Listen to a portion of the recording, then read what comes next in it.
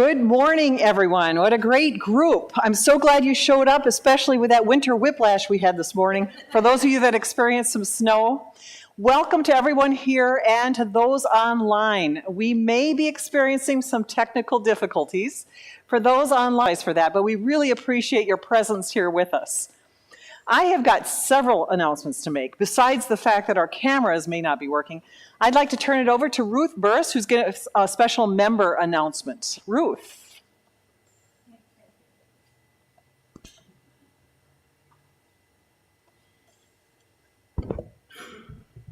Is this on now? Yep. Okay. Some people have asked me about a book I wrote about one of our members, Beverly Allen, and wanted to kind of know how that happened, how I decided to write a book about her. And this is what I did. I'll start from the beginning. Frank and I met Beverly Allen almost 50 years ago when we moved to Winona and began attending what was then Central United Methodist Church. Beverly was the wife of Willard Allen, pastor at that time, and was always standing in the narthex before and after the service, greeting and welcoming people. It wasn't long before we decided we would join this church. Over the years, we got to know Beverly and Willard quite well. When my mother visited from the cities, she and Beverly realized they were from the same part of Minnesota and had lived in the same towns, Two Harbors and Brainerd, at different times. Beverly shared many stories of her youth and schooling, college, and ministry that she shared with Willard, with us, and with many others. They were stories of her faith, development, and expression, stories about their family and church lives and travels, some inspiring, some pretty funny. I asked Beverly if she would allow me, in January of last year, not this year, if she would allow me to write down some of her recollections. After thinking it over, she agreed, although she protested that she wasn't that special. Many people would disagree with that. In the winter of 2025, we began meeting at her apartment in Sugarloaf Senior Living. I would come around 2 p.m. and she would tell me her memories as far back as she could recall. We would spend about 2 hours or until she had to go to dinner. I admit we did digress at times and talked of other things, but I used the dictation feature on my computer and went home to clean up anything the software had recorded incorrectly. I asked her to read through each section for more corrections and clarification, and I then sent the sections to her two sons, Craig and Kent, for their feedback. Craig also helped by providing family photos, and Kent contributed the title of the book, which is My First 102 Years.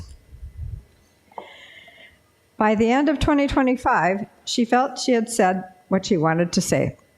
Pauline Christensen, Beverly's longtime neighbor on Gilmore, read the book as it was being written to catch errors and redundancies. Terry Karsten agreed to do the final editing, layout, and publishing through her Wagon Bridge Press. I went over the manuscript and sent it to Terry. By March, the book was a reality. It is available on Amazon, and all royalties will come to Wesley United Methodist Church. And it looks like this. So that's the story of My First 102 Years by Beverly Allen. Thank you, Ruth. Thank you for taking the time to capture that amazing story. I've been able to read it, and for those that you have not, I highly encourage you to purchase one on Amazon. Beverly, you've lived a remarkable life. So thank you, Ruth, for doing that. I appreciate that. All right, so on your bulletins, everybody, the bulletins are still working, by the way. You can actually get those and read those in the back. The back has got some news, some upcoming events that I would like to highlight. Next Sunday is Hymn Sing Sunday. So everyone is invited to come with a few hymns in mind that reflect the themes of praise, trust, thanksgiving, and lament. So bring your ideas next Sunday as we sing to some of these amazing hymns. You know, as I've gotten older, I really, really appreciate them. They are such a comfort. Also on the bulletin is an announcement of Wesley United Methodist Women's Rummage Sale. It's their annual sale. It is coming up on this coming Saturday, April. I hope that's still accurate. But if you have not remembered to drop something off, and there are a lot of things, folks, I don't know about you, but our house, we've got a lot we could probably give away. Thursday and Friday of this week, between 9 and 5, the church is open for you to bring those items by the canoes that are stacked up in the back.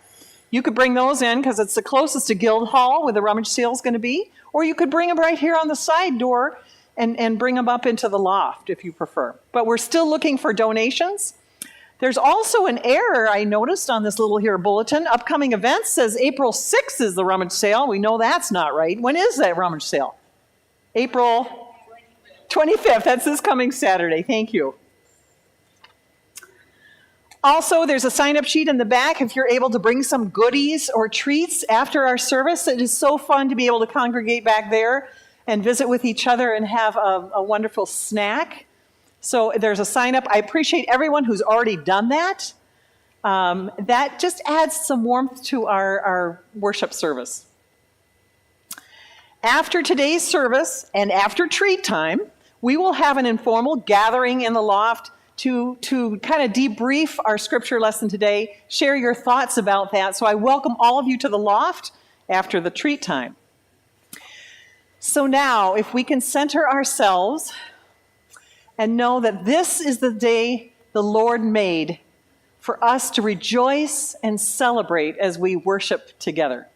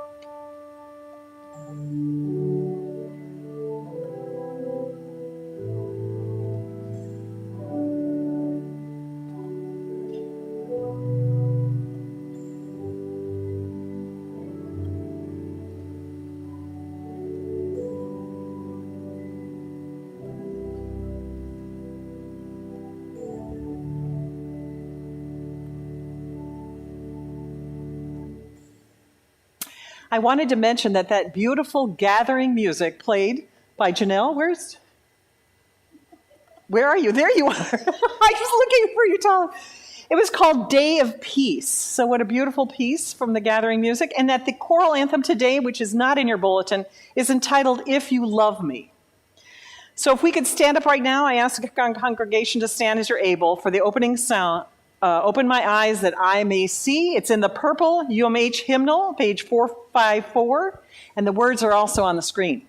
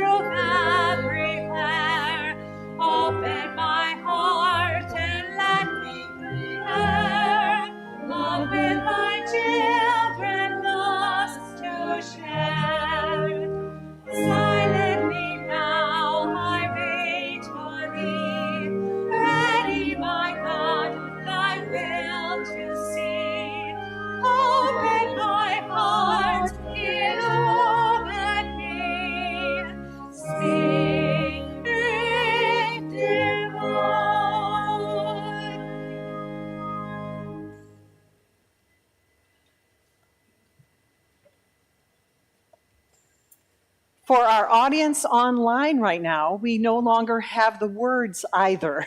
So what we're going to do is shut down YouTube and restart it, the old reboot idea. So I wanted to let the online audience know that. So we'll continue on with our prayer.